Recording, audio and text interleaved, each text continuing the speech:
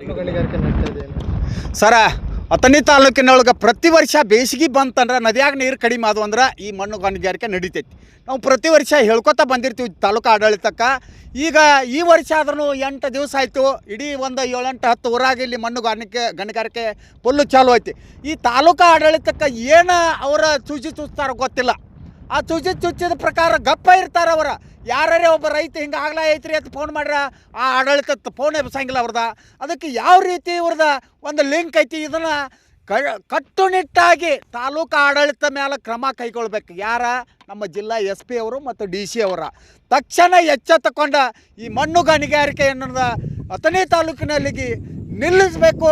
ಯಾವ ತಪ್ಪು ಮಾಡ್ತಾನಲ್ಲ ಅಂಥವ್ನ ಮೇಲೆ ಕಾನೂನು ಕ್ರಮ ಕೈಗೊಳ್ಳಬೇಕಂತೇಳಿ ಈ ಸಂದರ್ಭದಲ್ಲಿ ನಾವು ಅಥಣಿ ತಾಲೂಕು ರೈತರ ಪರವಾಗಿ ಒತ್ತಾಯ ಮಾಡ್ತೀವಿ.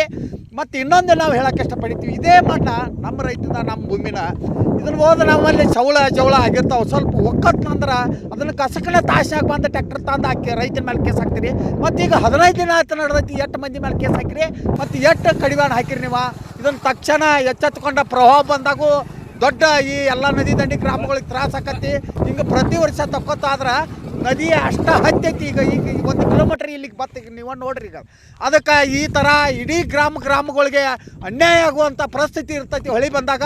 ಅದಕ್ಕೆ ತಕ್ಷಣ ಜಿಲ್ಲಾಡಳಿತ ಎಚ್ಚೆತ್ತುಕೊಂಡ ಈ ನದಿ ದಂಡಿ ಮಣ್ಣನ್ನು ಬಂದ್ ಮಾಡಬೇಕು, ಕಾನೂನು ಕ್ರಮ ಕೈಗೊಳ್ಬೇಕಂತೇಳಿ ಈ ಸಂದರ್ಭದಲ್ಲಿ ನಾವು ಹೇಳೋಕೆ ಇಷ್ಟಪಡ್ತೀವಿ.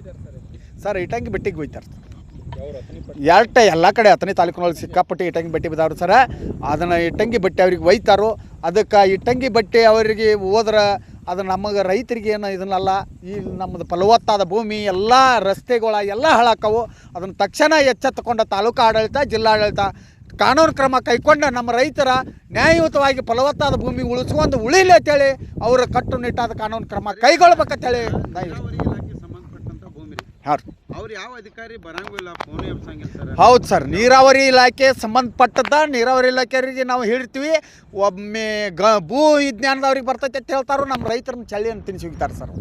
ಅದಕ್ಕೆ ಇದಕ್ಕೊಂದು ಕಟ್ಟುನಿಟ್ಟಾದ ಈ ಮೀಡಿಯಾ ಮುಖಾಂತರ ನಿಮ್ಮಿಂದರೇ ಜಿಲ್ಲಾಡಳಿತಕ್ಕೆ ಮತ್ತು ಸರ್ಕಾರಕ್ಕೆ ಗಮನಕ್ಕೆ ತಂದ ಇದನ್ನು ಒಟ್ಟು ಶಾಶ್ವತವಾದ ಒಂದು ಪರಿಹಾರ ಸಿಗಲಿ ಅಂತೇಳಿ ನಮ್ಮ ರೈತರು ಒತ್ತಾಯ್ತು. ಇಲ್ಲಿ ಬಳ್ಳಾರಿ ರೀತಿ ಅಕ್ರಮ ಗಣಿಗಾರಿಕೆ ನಡೀತಿಲ್ಲ ಐತೆ ಸರ್. ಬಳ್ಳಾರಿ ಸೇಮರಿ ಇಲ್ಲಿ ಮತ್ತೆ ಇದು ಎಂಥದ್ರಿ, ಇಲ್ಲಿ ಹಾಡಾಗಲಿನ ಹೋಗ್ತೈತೆ ಅಂದ್ರೆ ಬಳ್ಳಾರಿ ರೀತಿನಲ್ಲ ಸರ್.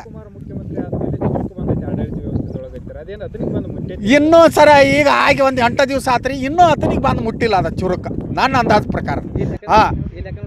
ಇನ್ನೂ ಬಂದು ಮುಟ್ಟಿಲ್ಲ. DK ಶಿವಕುಮಾರ್ ಅವರೇ ಉತ್ತರ ಕರ್ನಾಟಕ ಬೆಳಗಾವಿ ಜಿಲ್ಲೆಗೆ ಲಕ್ಷ್ಯ ಕೊಡ್ಬೇಕಂತೇಳಿ ಸಂದರ್ಭದಲ್ಲಿ ಹೇಳಕ್ಕೆ ಮಾದೇವ್ ಮುಡೇವಳ.